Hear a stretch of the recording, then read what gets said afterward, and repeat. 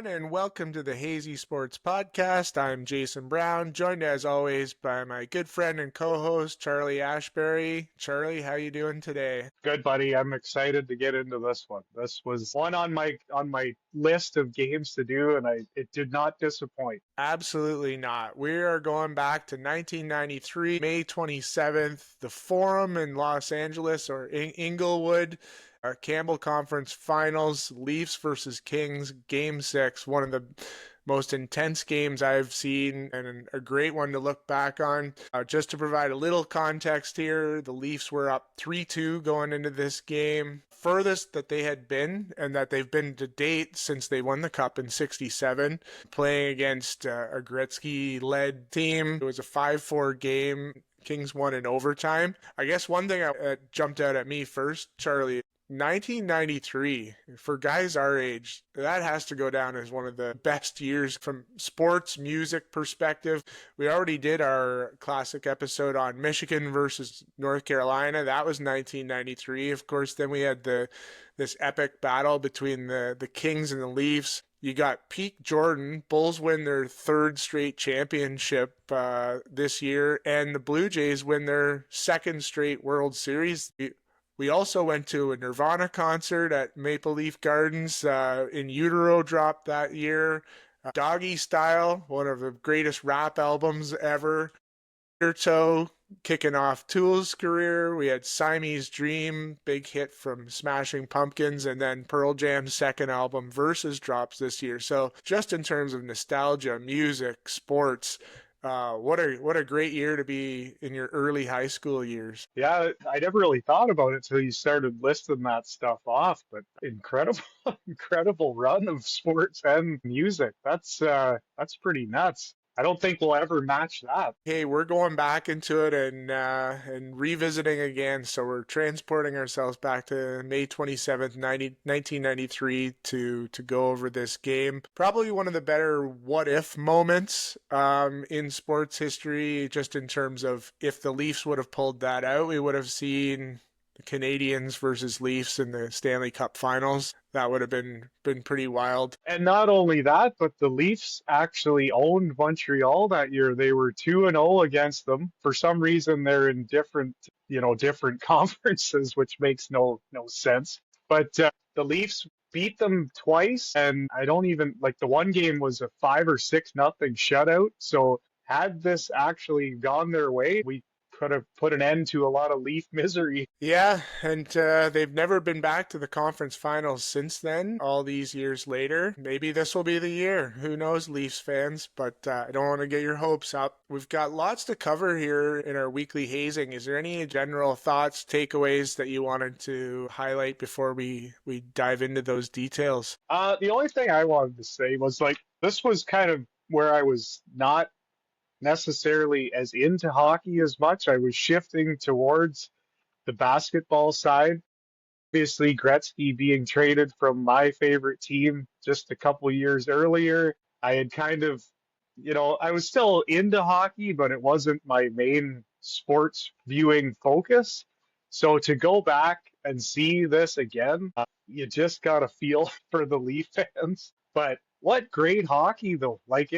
It almost looked similar to what we see today. Maybe a few more lumbering guys that wouldn't be in the league, but intense, skilled, and just a great game. Yeah, that's one thing that jumped out to me too, is the quality of the hockey compared to some of those highlights like you were sending me, that Paul Coffey highlight, which would have been probably the late 80s. And this is early 90s, 93. So within that 5 or 6 year period from 87 to 93, I think we saw a major evolution in the game of hockey. And where it stood out most was the goalies. Whereas in the mid 80s, the way the goalies just stood straight up and kicked out their pads, it almost reminded me of a 12-year-old kid strapping on the pads and going to play road hockey or something. It was just wild kicks all over the place, kind of not like we're used to seeing. There's a bit of that though. In the second period, Rudy is flopping around like a fish out of water, making incredible saves. But just not the composure that you see from a goalie nowadays. But you're right, like Felix Potvin looks like a goalie from today. Like he's big, he's taking up the net, so there's a shift for there for sure. And maybe it was an age thing because I think Rudy was 32 or 33 in this game and Podvin was only 21. So he kind of ushering in that new style where goalies were playing the bottom of the net and going down a lot more versus being so vertical. But yeah, just when you see some of the saves Podvin was making and Rudy as well compared to those mid 80s highlights that we were looking at. Yeah, the evolution of goaltending. I feel like this was the next wave. And same with the play in general. Like we're going to talk about the intensity of it a little bit more in the weekly hazing, but just the passing, it didn't look like it would be that out of place from watching a game today. No, definitely not. And even like one of the weirdest things that I noticed was on a Leaf power play, and they actually had a set play to gain the zone. Like that's pretty huge now, where these teams have these set designs to actually break into the zone. And there's one Leaf power play where Anderchuk cuts across the blue line, almost setting like a screen, and it allows the Leafs to gain the zone and set up. And you watch some of the older stuff, and it was just dump it in, and hopefully you can get there before or get two guys on the puck.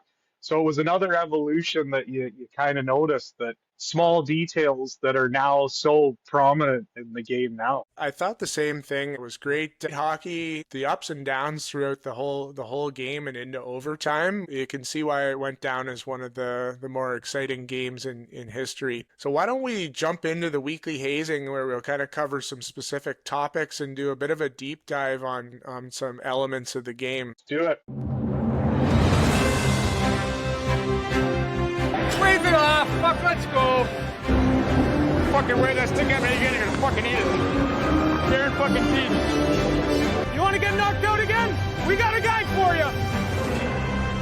I think we should start things off by just looking at some key player storylines from the game, because there was some really interesting storylines and guys just at a point in their career that kind of made for compelling hockey. So let's start with Wayne Gretzky, obviously leading the Kings. He's 32 years old at the time, and there's a bit of a narrative starting whether his best days were behind him. Certainly his best days were behind him, but there was some discussion surfacing at that time of whether he still had it, whether he could still lead a team like this. And so I think it was a big proving the doubters wrong series for Gretzky. And you know, when we look at Gretzky's career now, we look at it all through these rose-colored glasses. You think there was no point in his career where he would have been questioned. But as I was going back and reading some of the articles from that time, he was under a little bit of pressure to deliver. I think he had been with the Kings for 4 years or so at this point. Yeah, I think that's right, or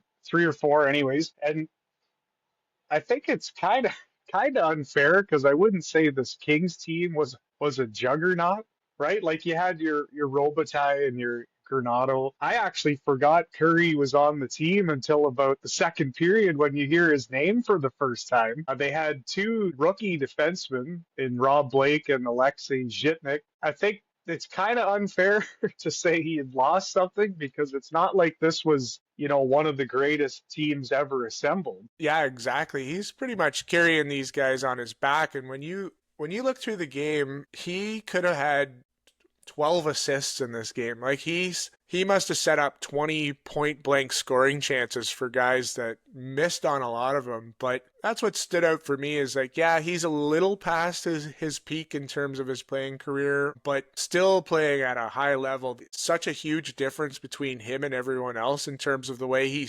saw the game and just the passes that he was making. Like at a time where you don't see a lot of saucer passes, he's doing beautiful saucer passes from behind the net right on the guy's stick. The way he slows the play down just long enough to let a guy come catch up and then hit him like perfectly in stride. Just his vision and anticipation still are a thing of beauty, even when you get used to watching today's hockey. Yeah, absolutely. And I don't want to take it. Like I thought the Leafs played as well defensively on him as you possibly could. Like what you were saying, he would get over the zone and stop and set things up. And there was two guys on him almost instantly. Like they were keyed in on him, but he was still making these passes to guys wide open. And if anyone could finish, it should have been an ass kicking, I thought. I agree. The Leafs did a great job kind of keeping him boxed in and sort of limiting his chances. And there was actually a point about halfway through the first period where I was thinking, we haven't really heard much of Gretzky get Gretzky's name getting called. So maybe we switch to his counterpart on the Leafs side of things and talk about Gilmour a little bit. Gilmour had just come to the Leafs the year before in a blockbuster trade. I think it was about a 10-player trade with Calgary. Gary Leeman being the key piece from the Leafs that went over to Calgary and didn't really do much. So this is considered one of the best trades the Leafs ever made. Gilmour coming into the playoffs with 127 points, ended up winning the Selke Trophy that year. And he looked great too. I think this was one of the surprises for me is how I knew Gilmour was good, but he was going toe-to-toe with Gretzky in that game. He was a friggin' monster, and I couldn't find final statistics on ice time, but I know at one point in the second period, he had already played something like 19 minutes of the game. Like, he barely came off the friggin' ice, and it's not like the Leafs didn't have other players that could be out there, but it seemed like he didn't come off the ice. Yeah, like he was, from a losing standpoint, you couldn't play any better. And same with him, like he was making things happen. And if anyone could finish again, they probably win that game. Like he was everywhere. He was everywhere. Great on the faceoffs, great on, defensively, setting plays up, and another guy that just looked like he could slide right into today's NHL. But yeah, I kind of forgot how good he was, and I know he would go on to sort of lead the Leafs for several years after that. But man, that might have been the best he ever played with the Leafs. Yeah, I'm the same as you. I didn't know a lot about Gilmour because I wasn't a big Leafs fan, but he definitely stepped up in this series, and what a leader. And you almost feel bad for the guy that they couldn't get, even just have a chance to win it. Speaking of leaders, let's stick with the Leafs and go to their captain for this game, Wendell Clark. Maybe the best game nobody ever talks about in terms of the performance he put in. Again, a guy, maybe as just the years gone by, you forget how good this guy was, but the combination of physicality with like silky hands and a great shot, what an all-around player this guy was. The backhand goal that he scores, I believe it was his first one of the three. Like the touch on that is nuts. When like Charlie Huddy is literally on his back and swinging his stick to knock the puck off, and he's holding him off and still manages to roof that backhander. Like just an incredible goal. That was beautiful, and I was kind of almost shocked to see it. Like you didn't see those sort of like backhand roof jobs that often back in those days, and to come from like a physical specimen like Wendell Clark, and like you said, he got a hat trick in that game. Leafs were down 4-2 going into the third period. He scores both the goals in the final like 10 minutes to tie it up, and both the goals he scored there were like beauty shots too. And probably the only guy in the game to use a friggin' wrist shot when he tied it up at the end. Again with the gigantic windups. But he sneaks in off the bench and just rips that wrister. Like yeah, it's gotta be his best game of all time, I would think. I would think so, yeah. And he actually got traded the next year, which I thought was crazy. I think he was battling injuries a little bit. He didn't have a phenomenal regular season that year. I think he played 66 games and had 45 points or something, like 20 goals and 25 assists, somewhere in that ballpark. So Gilmour was definitely sort of emerging as the lead guy for the Leafs, but Clark just played a game the game of his career, hat trick, and he was just laying the body, like a physical presence out there. It's the perfect example of what you need from guys to win in the playoffs, right? The strength, the physicality, and the skill. Like it, you can't lay it out any better than the game that Clark had. Absolutely, and just the drama of it all. He scores to get them within one with about 8 minutes left. Leafs pull the goalie. I think 40 seconds left. They're putting the pressure on. Nobody on the Kings is paying attention to Clark as he comes on as the extra skater, drifts in over the blue line, gets a nice cross ice pass, and just makes no mistake with the wrister. Yeah, the old famous Clark wrister. Like, if you were a Leafs fan the following year and he gets traded, I think it was a multiplayer deal, but the main piece coming back was Sundin, maybe some draft picks. If you're a Leafs fan after seeing that playoff performance from your captain, that probably didn't go over well with Leafs Nation, having this young Swedish guy coming in to play. Turned out to be a great trade because I don't think Clark did much with the Nordiques. I think he was at this point battling a lot of injuries and just never really got to that level again. And of course, we know Sundin became one of the greatest Leafs of all time, so it worked out well. But in that moment, I could imagine a lot of pushback on that trade. Oh, yeah, there must have been some crazy Leaf rage for that one.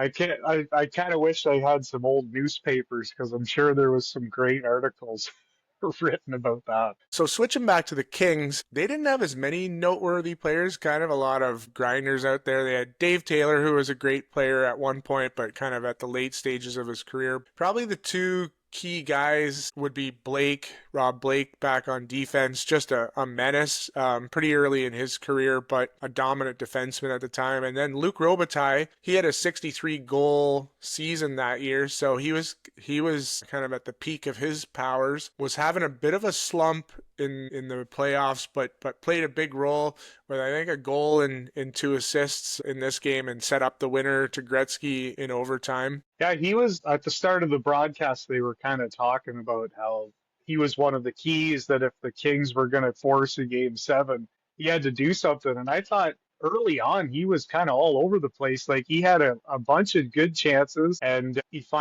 scored, and then he set up the eventual winner. But he looked good. The Kings as a team, like I said, I'm surprised this team made a final, other than, guys like Gretzky stringing them along. Like Corey Millen, I can't tell you anything about Corey Millen, but for some reason he was on the Kings' second power play unit. Daryl Sador was out there, another big lumbering guy that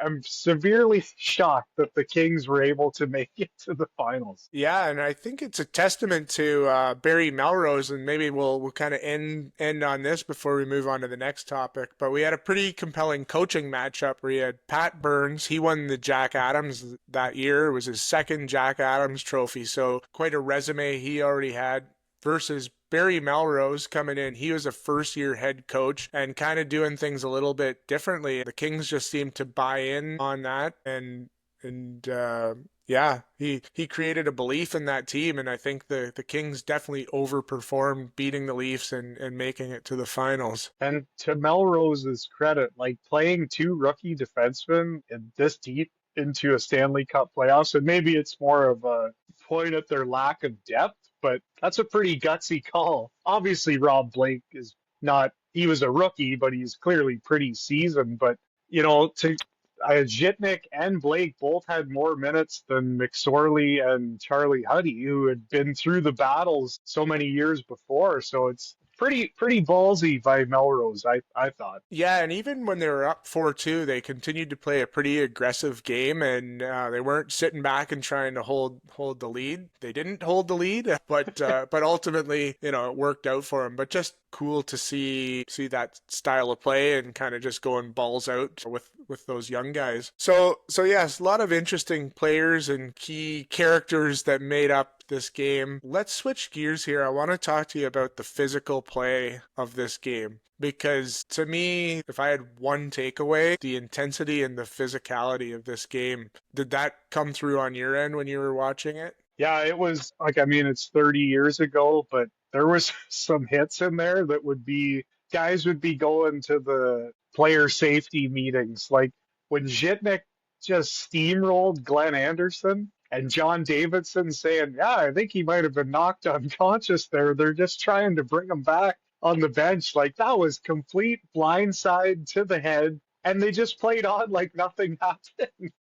I had that noted down. I don't think concussion protocol was a thing back then, because there was a point where Blake basically DDT'd Borshevsky's face into the ice, and Borshevsky comes back with all these stitches. I laughed at, I guess it's not really funny, but I laughed at that exact moment with the Glenn Anderson thing where it's showing him on the bench after that hit. He's got this glazed over look on his eyes, like he doesn't even know where he's in. And the broadcaster's like, I'm not sure if it's the neck. It could be a little pinch in the neck. And the other guy said, I think maybe he was just unconscious there for a bit, almost like laughing it off, like, oh, he just got knocked out for a few minutes. No big deal. He'll be ready to go. Yeah, that one was good. There was another one where Wendell Clark along the boards beats McSorley, and he tries to basically put him in a chokehold to hold him from getting away from him. And then McSorley complains that he gets a penalty for it.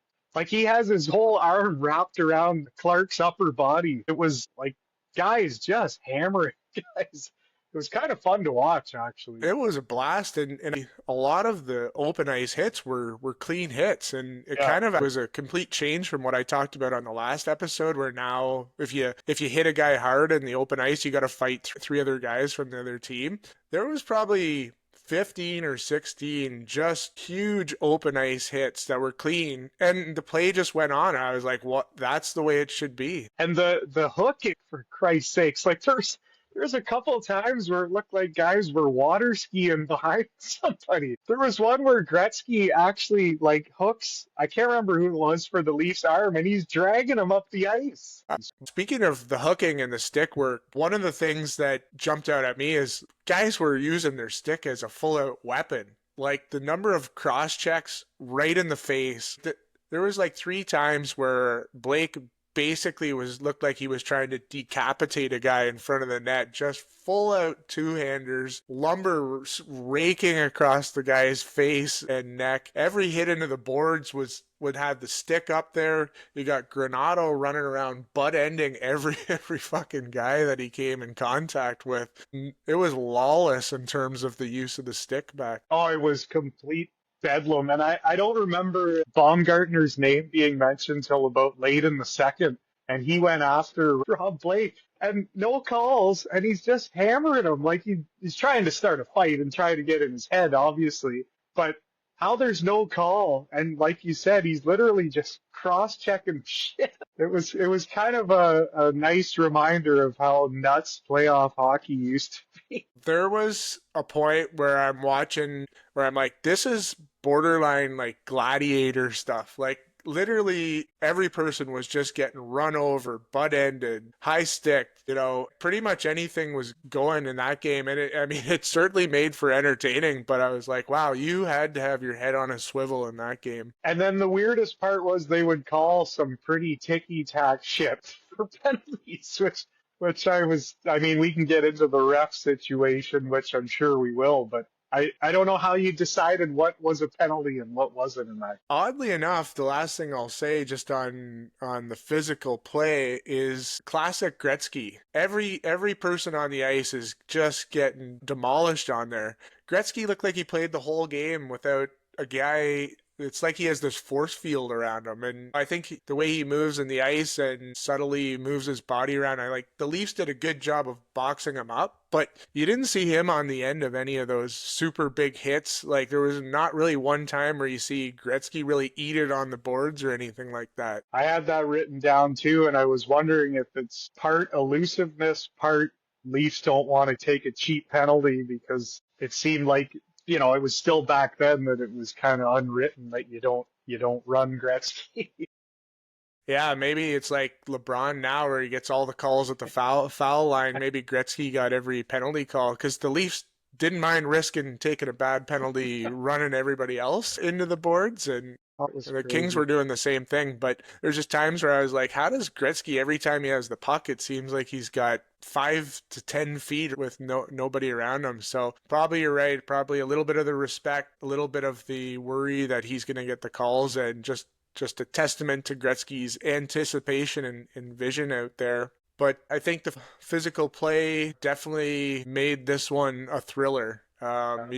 You could just feel it through the screen. But speaking of stick work and the physical play, I think one of the most, I guess, memorable or talked about polarizing components of the game was the high stick call in overtime. So just to put a little background for the listeners that haven't seen it in a while, we're only a couple minutes into overtime. Gretzky winds up for a huge slapper, lets it go, and then the rebound comes to Gilmour, and Gretzky goes to try to hook him, but basically gets his stick right up, catches Gilmour in the face. An obvious high sticking call. Doesn't get called. If it was decided to be a major, he would have also missed the next game because that was the rule back then. So there might have been a component where they thought it was a high stick, but was it serious enough to kick Gretzky out of the game? Probably if that was Tony Granato, they would have made that call. So I read an article about it was on the Players Tribune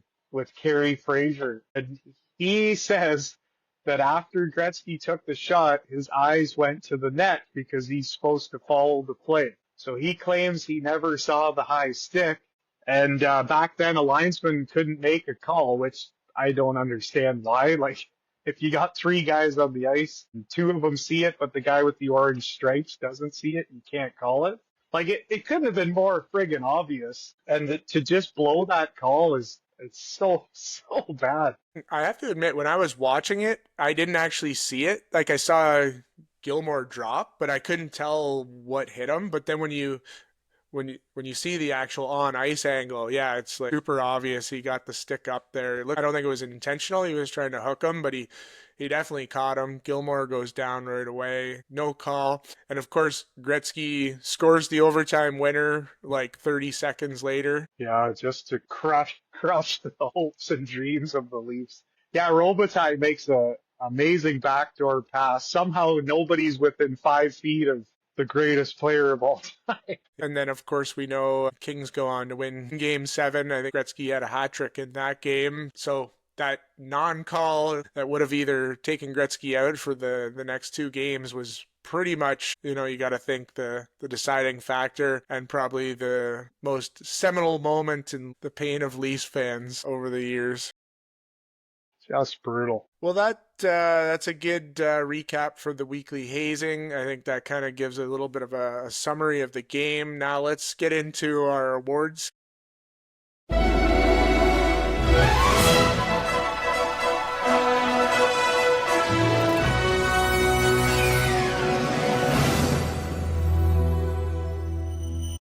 We've got a bunch to go through. Why don't we start with prime time? We could talk about people, places, or things that were in their prime. Okay, first up, is this prime time for crease crashing?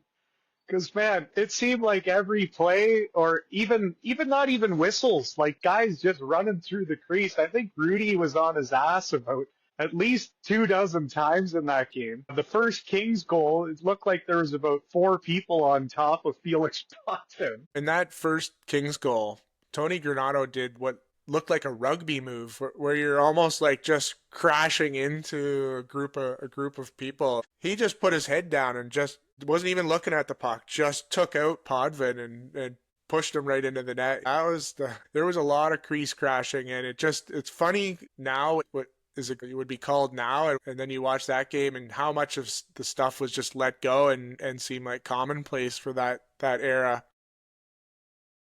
I'm going to go primetime Doug Gilmour. We talked about it before, but I feel like this was probably his prime. He would go on to have some more good years with the Leafs, but man, the level he was playing at, going toe-to-toe with Wayne in this game, maybe even playing better than Wayne in this game. Primetime Doug Gilmour. Okay, was this prime time Upper Deck? Upper Deck ads were all over that place. I remember Gretzky was like the face of Upper Deck hockey cards. He had a bunch of, I think it was the first card where they used 3 of the pictures while he was taking a slap shot. Card collecting was kind of peaking back then. So I think that's a good spot for prime Upper Deck hockey cards. And I think that was probably the last time I was really into collecting cards. You know, as we got into high school, that kind of became a hobby that fell by the wayside Took up drinking instead. Took up drinking instead. But I remember Upper Deck being the gold standard in hockey cards back then, and I was kind of interesting seeing all the ads on the boards along there with Bum Equipment, which was another brand that brought back memories from that era. It's always, when we do these classic episodes, it's always interesting to see the promos and the sponsorships and the brands that were big back then.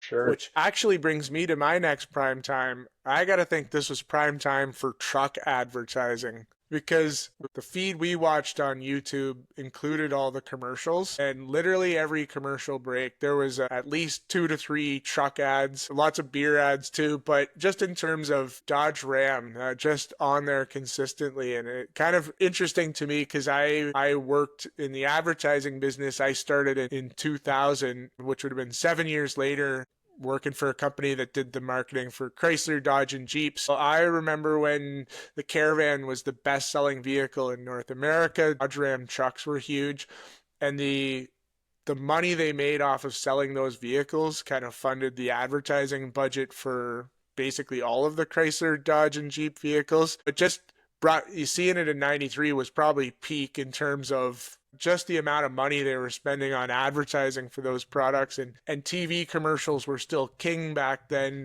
whereas now the brands are putting a lot more of their money into digital advertising than the TVs. But it was kind of cool. The evolution too of the truck commercial. Like back in these ones, they were still pulling like lumber and stuff, and they'd have the Ford and the Chevy and the Dodge going up a hill. Whereas now they're pulling fucking burning ocean liners off of. So yeah, they've kept stepping the game up here. I don't know where it goes from here with truck ads. But, anyways, that was interesting to see. The only other one I had was, this was kind of prime time, but also the swan song for the Jofa helmet. Because we had Huddy, McSorley, and Gretzky out there all rocking that old school Jofa.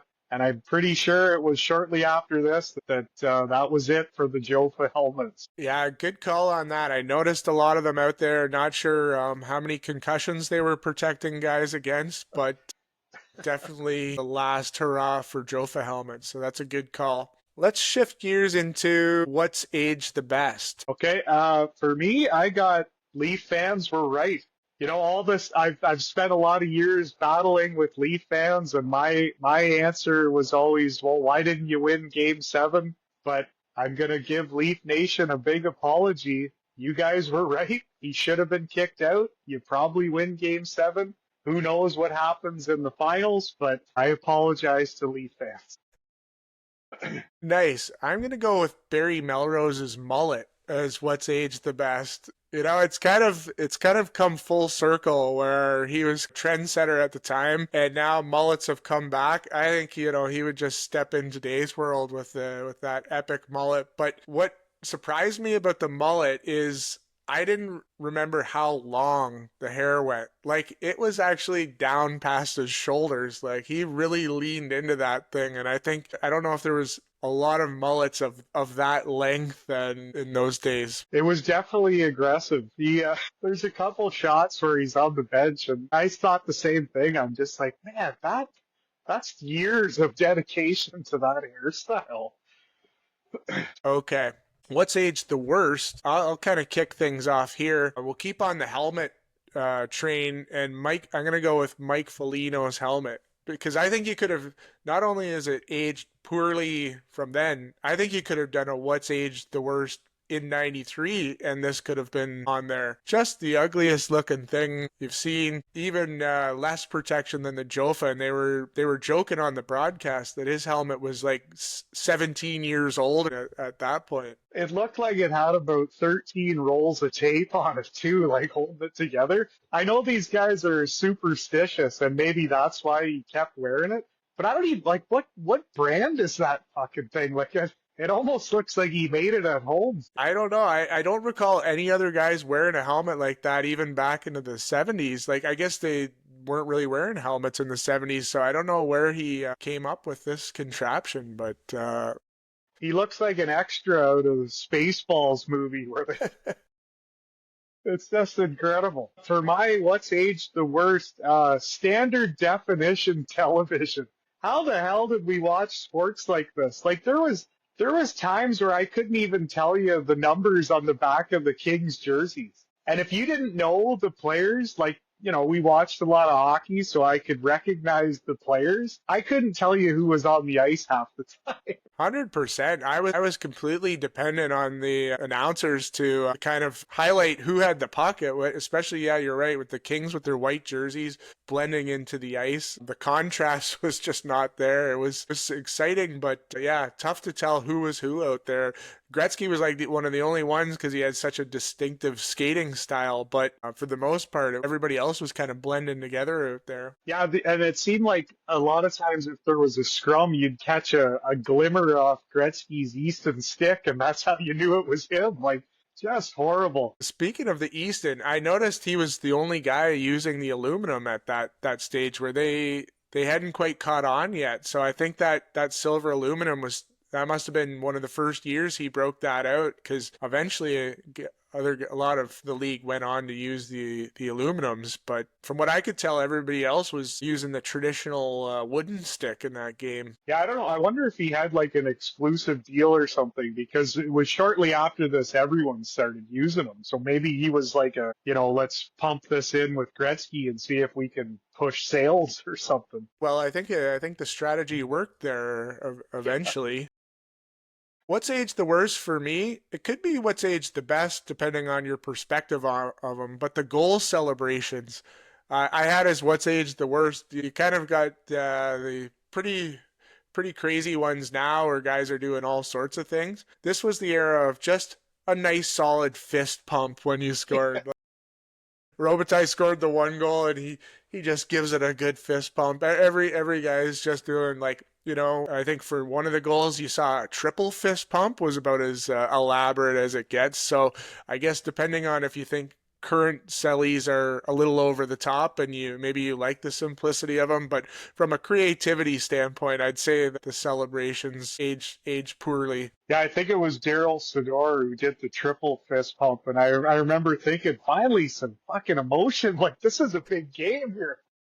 Anything else from your end that aged the worst? It's just going back to the commercials, not necessarily the truck commercials, but any other sort of commercial. It was like 3D graphics had just come out, and like every other commercial had either shit flying at the screen or flying into the screen from the sides. Like, they were just so over the top, and it just looked so dated. Absolutely. And for every truck ad that they were running, there was a beer commercial, usually like MGD or Bud Light were the two big ones. But every time one of those beer ads came on, I kept thinking I was watching a Saturday Night Live parody. I was like waiting to hear Phil Hartman's voice come in, or like almost they look like one of the Schlitz gay sort of type of commercial. And I just kept laughing, thinking this is what they did to sell us beer back then. It was just the goofiest shit of these ads, but kind of hilarious watching it back. But yeah, every time one came on, I'm like, I feel like this is a Saturday Night Live skit. Yeah. The other thing I noticed while we're on the commercials, funny, is whoever the voiceover guy that was doing the movie trailers back then was also getting a lot of commercial work, because it was like all these commercials where I'm like, I don't really feel like we need a dramatic voice for this, but there was like the Gillette shave gel commercial where he's like, why settle for a regular shave when you can have Gillette gel? Or like Pennzoil motor, it's like, when no other motor oil will work, trust Pennzoil. And then they actually went to a commercial for the movie Under Siege with Steven Seagal, and it was the same guy. Doing that, and I was just like, oh, maybe that should be prime time for that voiceover guy's career, because he was getting tons of work doing movies, commercials. He was just like the go-to voice in the early 90s. And so many motor oil ads. I feel like motor oil is almost like advertising for milk. Like, everybody knows these things exist. Why do we need to have 30 commercials during a hockey game? It's not like we're sitting around having a beer and saying, Don't tell me you're putting Pennzoil in that engine of yours. Like, it feels like I'm a bit more of a sorry. commodity product versus. I guess back then people were still changing their own oil and stuff like that. Maybe that's what it was. Oh, that's good stuff. What's aged the worst? So we're introducing a new award for this episode. We're calling it the Marty McFly Award. So things, people, places, or things that would seamlessly fit into the modern era of today's game. What ones were jumping out at you for that, Charlie? So for me, I think Luke Robitaille could settle right into an NHL game right now. Like he just looked a bit different in that game. Like he had the speed. He wasn't afraid to go into the corners. He was making great passes. Probably should have finished a couple chances, but he looks like a modern NHL player today for me. Agreed. Yeah, I had him noted down as well. I'll skip over Gretzky, the obvious one, because I feel like he could drop him into any era, but we touched on it before too. I had Wendell Clark written down for this one. He could scrap, like, if he played now, if he was healthy, I think he'd be a 50 goal guy and also be able to go toe to toe with any heavyweight in the league, because that was the era where there was like the true heavyweights like Proberts that were just straight goons. We don't really have that as much in the league. Like, I think, he could handle himself with a Tom Wilson, and still, like, the hands, seeing the toe drags that he was doing, and like you said, that backhand roof job. I think he'd be just maybe the most all around dominant player in the league right now. I 100% agree. He would be making 10, 12 million bucks a year right now, because every team would want a guy like that. Well, let's switch gears to the Bronny James. Are we sure this guy's good at his job award? I think we have an obvious candidate for this one that both you and I agreed on, but what are your thoughts on this one? Yeah, it can only be one guy, and that's Carey Fraser. Well, blown high stick call aside, how you allow the first LA goal by Granato, where there's literally, like you said, a rugby scrum in the crease, and he's standing right there. Now, obviously, standard definition television has its limits, but I couldn't see the puck. Like, there's no way that anyone could see the puck. Then they go and review it, and he still calls it a good goal, right? So that's right off the bat. Then you got, like we had already mentioned, about, I would say, 20 stick infractions that were never called during the game. He calls some of the most rinky-dink shit later on that gives teams power plays. Then obviously the high stick. Like, I don't know. This guy totally blew that game for the Leafs. As much as it kills me, the Leaf fans were right, for sure. And didn't this usher in the two ref system that we have today? Yeah, so after this game, it started the discussion to start the process. It didn't come in, I think, till 4 years later, but this was the catalyst to go to the two ref system. So, way to go. You got your part in history there. And I think Carey Fraser actually was recognized as a pretty good ref over the course of his career, and kind of like the Chris Webber timeout, probably a tough thing to live with for all these years, and probably something he gets asked about all the time. And he was, so in the same Players Tribune article that he did, he even says that he knew something was up, because anytime there was a scrum or a questionable thing, Gretzky would always be in his face. And in that moment, you can see Gretzky kind of skating away from the mob. And he even mentions that he thought that was odd, because Gretzky was a fairly vocal guy on the ice. So anyways, a terrible, terrible game by Fraser. Well, the last category I have is unsung hero. I got two guys here on my end, so maybe I'll kick things off. Unsung hero for me, last minute to play in the period guy.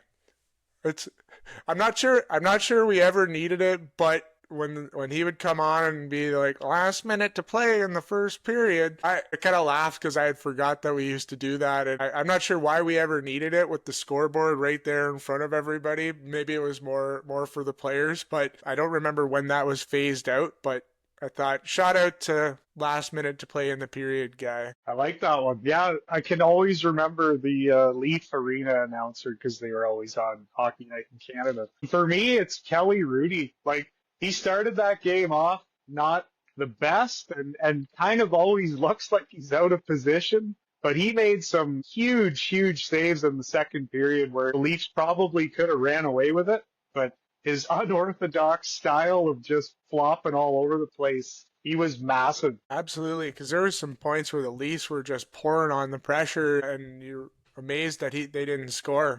On the same note, the other guy I had written down was Gary Shuchuk for the Kings. Not a guy that I actually really remember from those days, but you heard his name a lot in that game. He was just running around, hitting everything that moved, seemed to be in the play.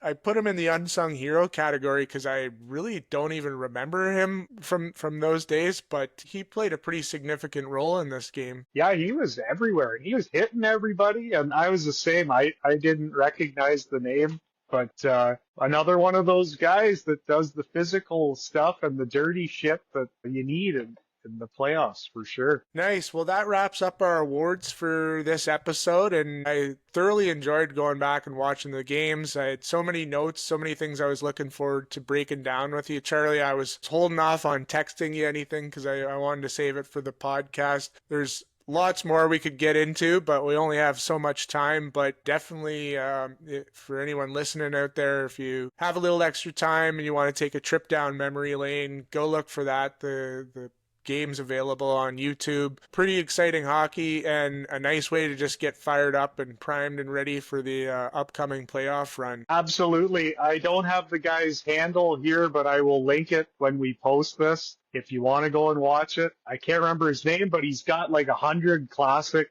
game 7, game 6 of these playoffs from the last like 30 years. And it's fun to go back and watch for sure, but this was one that I didn't remember that well, but now that I've watched it, I'm like, man, that was one of the best games I've watched for sure. And that'll be a nice segue into our playoff preview episode that will be dropping this Friday. Good Friday, watch for that. The day before playoffs start, we'll break down everything. And yeah, I'm pumped, ready to go. Looking forward to that episode. Good catching up with you on this classic game today, Charlie. Have a great day, and we'll talk to you soon. Later. That was